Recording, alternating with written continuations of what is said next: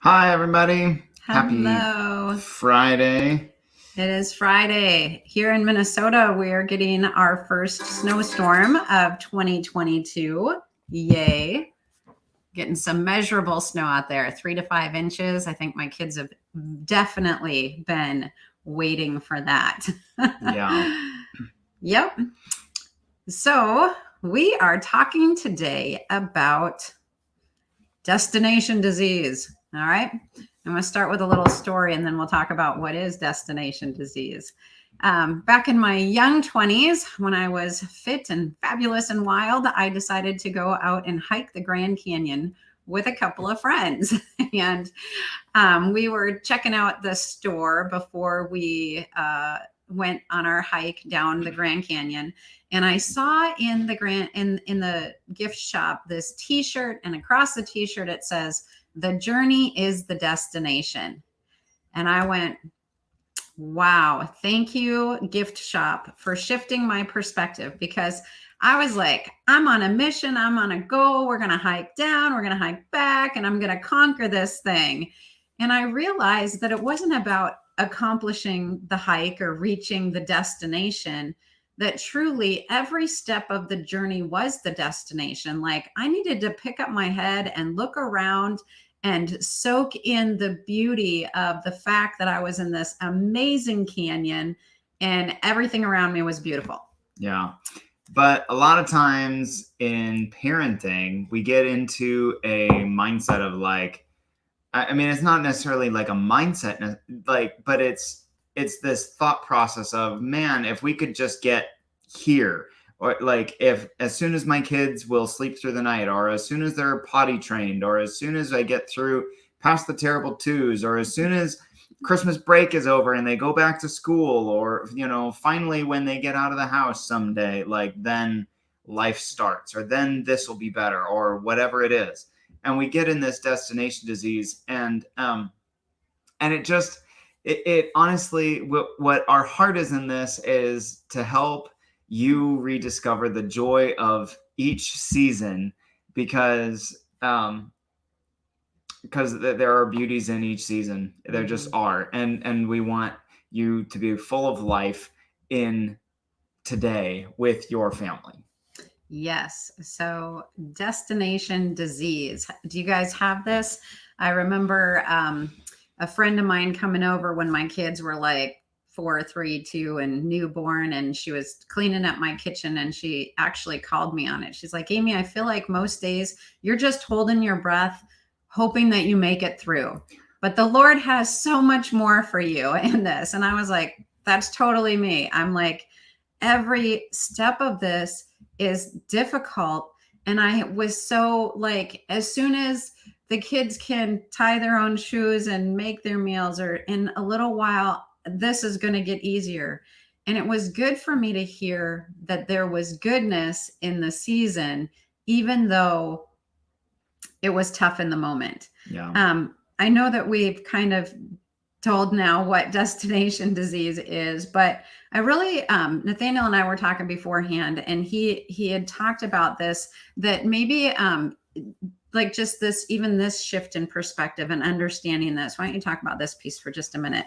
So, I think of this, we're just not that long ago out of Christmas season, and I think of this every Christmas season when I start hearing one particular song, that it's beginning to look a lot like Christmas, because there's this line, and mom and dad can hardly wait for school to start again. And it's like, and I see posts about this, like, here's mom and dad with a glass of wine in hand, cheering, toasting each other because finally the kids are getting on the school bus and we can have our life back. And there's a mindset that I see a lot of parents having, where it really is like, I just can't wait until I can get rid of my kids so that I can have my life back. Mm-hmm. And I totally get that, because I know how hard it was when we got married. It was like, oh my gosh, I just lost everything.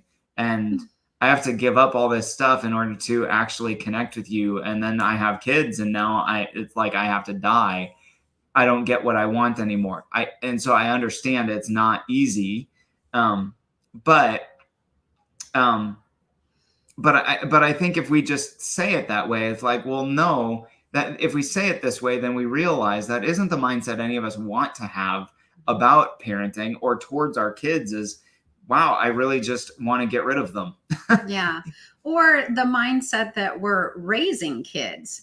You know, even this is a mindset of I'm raising them to send them out, which is true. Right. But I think it gives us almost this destination disease where we stop enjoying the moment that we have because we're just trying to get our kids somewhere. We're trying to get them to be adults, to go off to high school and college and go start their own families. Yes, these are good things, but sometimes we can get caught up then in the destination and we miss all the beauty of what's happening right now, right here today in front of me. And so that was specifically one thing that I was like, oh, this is so good. Like, I'm not just raising my kids to get rid of them. I'm actually enjoying every step of the journey and the process of raising my kids. Right.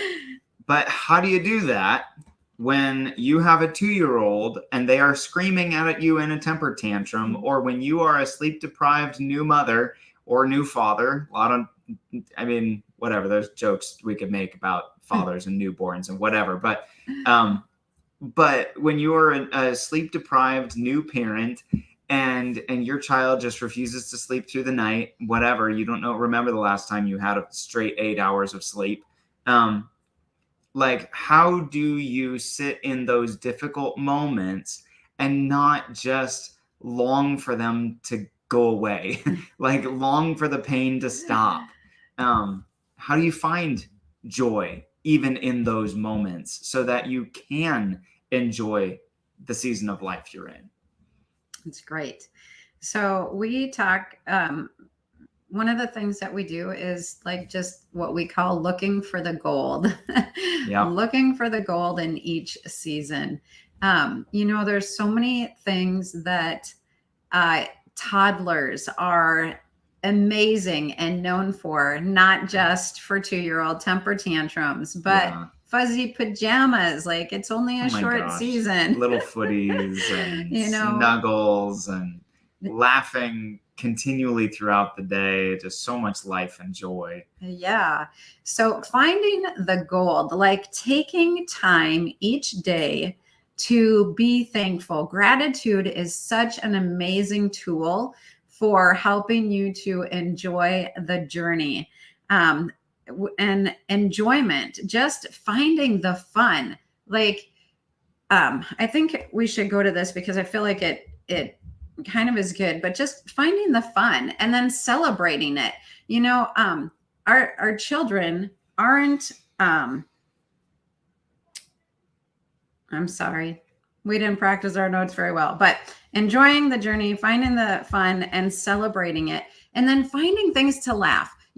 Especially when my kids were toddlers, like, they would do crazy things like dump flour on the floor, or we just had this very sudden, we were doing Christmas Eve service. My kids were watching a couple of toddlers in one side of the room, and church starts at 5, and it was like 5:02. And I was like telling my kids, hey, grab these toddlers, bring them over here. And they're like, but she just dumped like 2 gallons of Kool-Aid on the floor. And in the moment, I am like, oh my goodness, this couldn't have happened at 4:30. It has to happen at 5:02. Like, what can you do? All you can do in that moment is laugh. Like, it's okay to lighten the burden, lighten the stress by laughing in the season that you're in. And then finding the things that are gold and that you can celebrate. At the end of the day, is spilled Kool-Aid or spilled milk all that horrible? It's really not. It's just one of the minor things. But there's so much more value in what you do have in that season and moment. Yeah. So we were talking about this ahead of time, and we, it's like, I don't know, as you were telling that story, I was thinking of that one dinner time we were having pancakes, and Amy goes to take a sip of water and like immediately spits it out.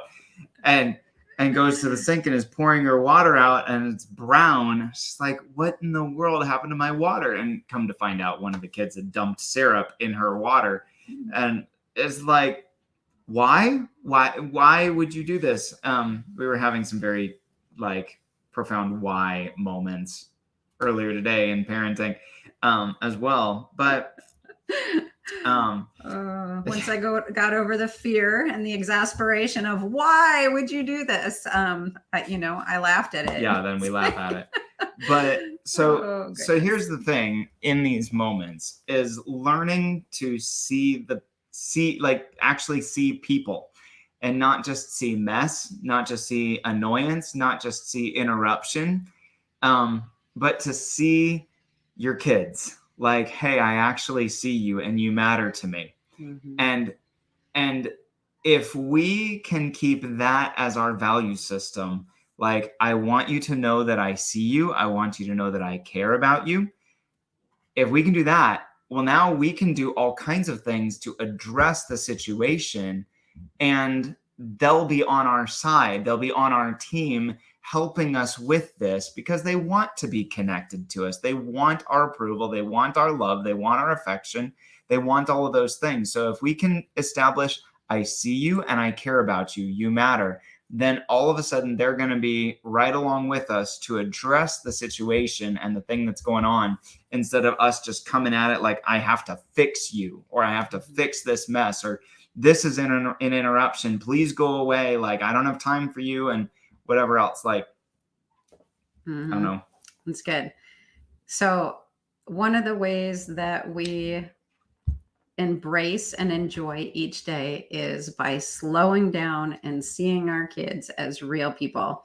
Trying to, not just raising them, getting rid of them, sending them out the door. We are going to embrace this season. And another great thing, along with seeing them as real people, so slowing ourselves down and just embracing and enjoying it, is that our kids are not really a project. They're not a distraction. They're not an interruption, and they're not an annoyance.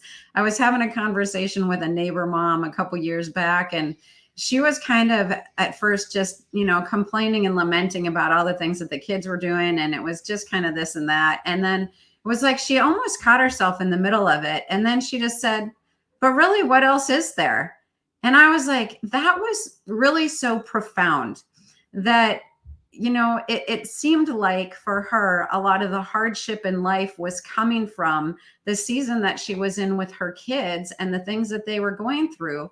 But then she said, but what else really is there? Family is it. Like, what else is there? Yeah, there's jobs and there's this and there's that. But what is the point?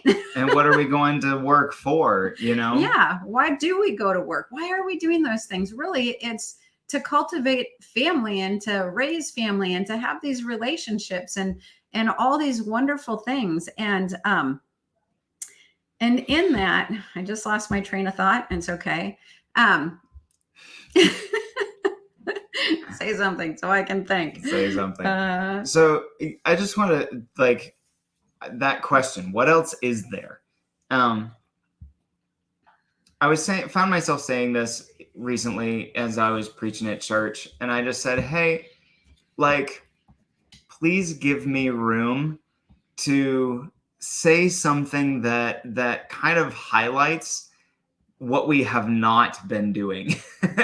Like, because I feel like this is something not just in this podcast that we're doing, but something bigger and deeper than that God is inviting his people to rise up into and to grow in awareness of, is like, hey, he's actually inviting us to build his household, but it's also starting in our households.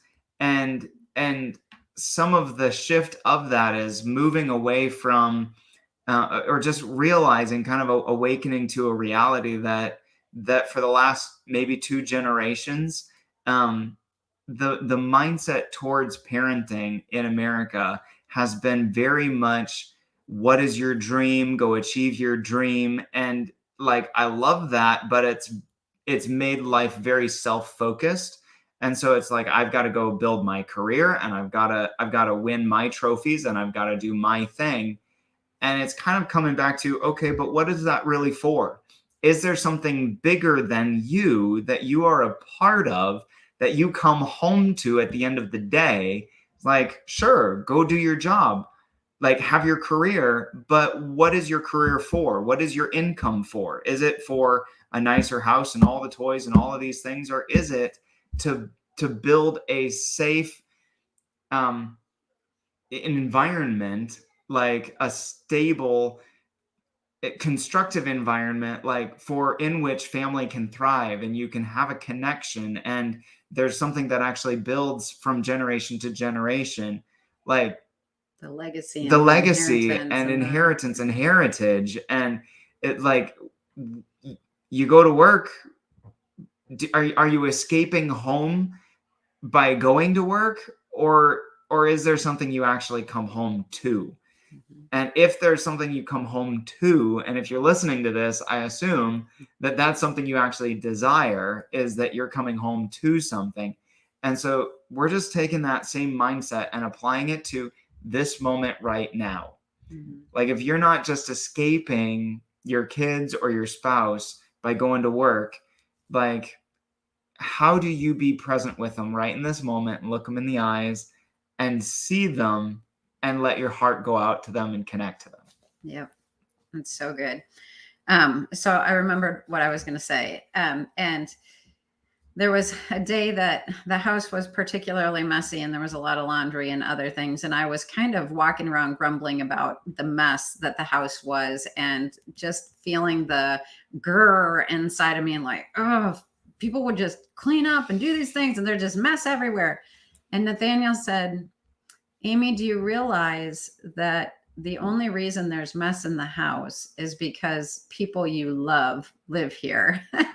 And I was like, oh, yes, that put a significant spin on the chores that we do. It's chores aren't just chores because, people, but there was a purpose in it, that people that I love wear the clothing in my house, which then does create a measure of work. And I was so focused on grumbling about the work that I wasn't seeing the people. I wasn't seeing that, hey, there are real kids, real humans, and people that I love. And that is what is causing this. And so actually, this is beautiful. Mm-hmm. This is beautiful. It's not mess. It's not work. It's not a task. It's not an interruption. It is life. It's family. It's inheritance and legacy, and this growing together in family. It's so good. Yeah. So we're gonna give another couple of just really great truth bombs that have done some really mindset shift in Super us, helpful for us. to help us to enjoy the season that we're in, to just embrace the journey, enjoy the journey, and instead of just trying to get somewhere. Yeah. We were at a parenting conference put on by GoFam Ministries. I highly recommend you check them out. They are on Facebook, Instagram, and the internet website. Podcast, you can look them up, GoFam Ministries. But Amy Clausen, at one point, she had said, parenting is never convenient. And it's so true. There isn't ever a time when, it's like, we have stuff that we're always doing. We're making dinner. We're playing. Maybe we're walking out the door and your kid, needs to use the bathroom, or, something happens and it just disrupts the mission that you're going on. But it is so important to realize that parenting isn't convenient. And so there's not another better time for this to happen. Right. Let's just take care of it right now. Along with that, she said that your child's heart is more important than your to-do list. And that for me just really gripped me in that moment. So it's funny because we were at that conference, and later that night, like 2 a.m, I don't know. It was, some ungodly hour of day.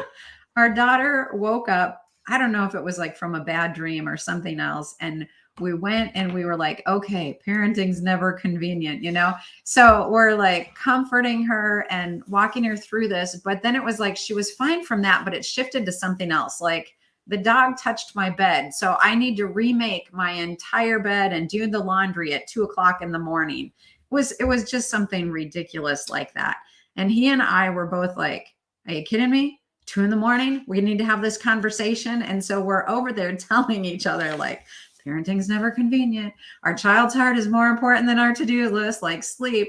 And we're not saying like take this to an extreme and let your kids run wild and run all over you. I was gonna say, yeah, it just slowed us down. Yes. Instead of being like, no, go to bed, you know, Yeah. and just putting the kibosh on the situation, which would have shut her up, Mhm. and it would have ended the problem, but it would have created a worse problem because now we have disconnect and she is unresolved on this thing, and actually the problem isn't fixed, and it's only aggravated worse, because now she's not just afraid of whatever she was afraid of, she's also afraid of us.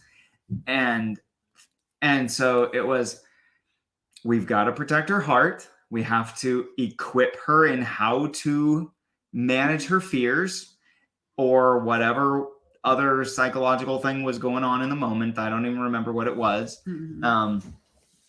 But we have to actually walk her through this. We have to, like, I don't know how to say it differently. We have to actually walk her through it. And in that process, she felt seen, she felt heard, she felt valued. Yeah. And we got to work through the thing that time, and it go back to bed. We wake up, we're maybe tired, but we move on and we have good connection, good relationship. And we also gave her some tools that then we can reinforce in future lessons, but she gets stronger and grows through the process, all because we just chose to not be impatient in the moment and act out of our own emotions. And like, Right. this is so inconvenient. Would you just stop being a problem? We got to slow down, see her as a person, connect to her, and it made a difference. Mm-hmm. So I think that all of these little things that we have shared, the journey is the destination. Enjoy it, and every season has gold. Just being aware that sometimes even our mindset of raising kids or when they go back to school, or, you know, like being aware of destination disease so that we can slow ourselves down and just be like, no, actually, I'm going to live here. I'm going to live today. I'm going to embrace what's in front of me. And having some of these mindset shifts, these little one-liners, like your child's heart's more important than to your to-do list, and parenting isn't convenient, and that our kids aren't a project, they're actually people. These are all amazing keys to help us to slow down, to enjoy the journey, and to become more present in our parenting. Yeah.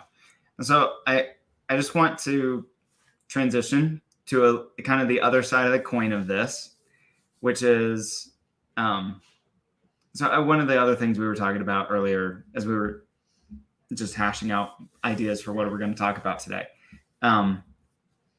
was it's not really the other side of the coin. I just want to clarify what we mean by all of what we're talking about, because there is a massive movement that's part of our culture right now that would take what we're saying and interpret it as just don't parent your kids. Do nothing. Yeah. Like, just accept where they are and let them be. And I don't mean that at all. We don't mean that at all. We do mean be present and address and have a direction you want your kids to go. Have vision for where you want to be, and stand in that place of trying to figure out how do you lead your kid to that place. Have boundaries. You know, all of those things. Yes, do all of those active parenting things. But also, as you're in the moment, like, be present, find the things to be thankful for. Don't just beat yourself up that your kids haven't arrived and you haven't arrived either. We have a phrase that we say all the time in our family, and it's we celebrate progress, not perfection. And so really that's the part of the key of what we're talking through this afternoon is finding things. It doesn't mean that you give up on progress, and it doesn't mean you just capitulate and say, hey, this is just how things are, and 2-year-olds just throw temper tantrums, and babies just never sleep. And it's like, well, no, there are some things that you can do. Granted, babies sleeping, there's only so much you can do, and you do your best, but it's like there are still some things you can do to address these situations. You don't just have to like embrace them as the reality you're fated to have. But at the same time, they're still good to find in those seasons and situations. Yeah, that's really good. No, we still very much parent, and we're on top of things and keeping the vision in front of us. I mean, we have goals, we have things that we're working towards.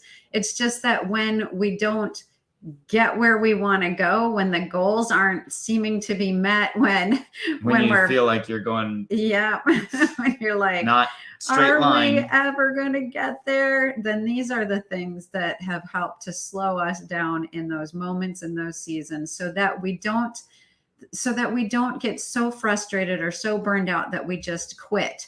Right. Or that freak out and then we're yelling at kids. Or that we become so driving that it actually breaks the relationship instead of creates the home and the atmosphere that we want. And these were definitely some key things that helped us to slow down, to step out of that mindset or that maze. Like even just culture in general, we don't even realize the term like raising your kids. Like that creates a mindset, a known or unknown mindset, that we're just trying to get rid of them. And that's what we wanted to like say, hey, let's call some attention to some of these mindsets that we have as parents and slow it down a little bit so that we can be enjoying our family and actually building something that will last, not just get to the next place, but to embrace every day. Yeah. So here's your homework: is come up to each one of your children by the end of the day and just look them in the eyes and let it sink in. What an incredible miracle is standing in front of you or sitting right next to you or sharing a room with you. I'm like, this is a unique creation of God that you get to be with, and you get to be their parent. And like, this is a gift that God has given you that you get to have for the rest of your life. And just let that settle in on your heart, and let the joy of that just radiate back out to them. And if you can find some words to bubble up and speak to them, like, I am so thankful for you, and you are incredible, and you really are a miracle. And like, just let those words bubble out over them, and let it create a special moment for you today between you and your kids. Excellent. Yeah. So let's pray for you, and we will bless you and close off for the day. Man, it's been a long week. It has been a long week for us. Yes, we are struggling to find words at the end of the week. Right. But Jesus, we love you, God. Like, of all the different kinds of relationships that you could have chosen to have with us, you chose to make us your kids and make us part of your family. And then, God, you gave us our own kids. Like, it blows me away that as I look at my kids, God, that I know I get to be your kid too. And Jesus, would you bless each of the parents watching this, or listening to this, that our hearts would just be turned afresh towards our kids, to see them and to be present with them today in this moment, God, and that you would open our eyes and soften our hearts to things in this season that we can be thankful for, that give us life and hope and just joy in this season, and not just waiting for future things to come, but that there's life and joy in this season as well. God, we bless you, and we bless all the people watching and listening to this right now. In Jesus' name, amen. Amen. God bless your week. Have a great time. We'll see you next week. Bless See you next week. Bye.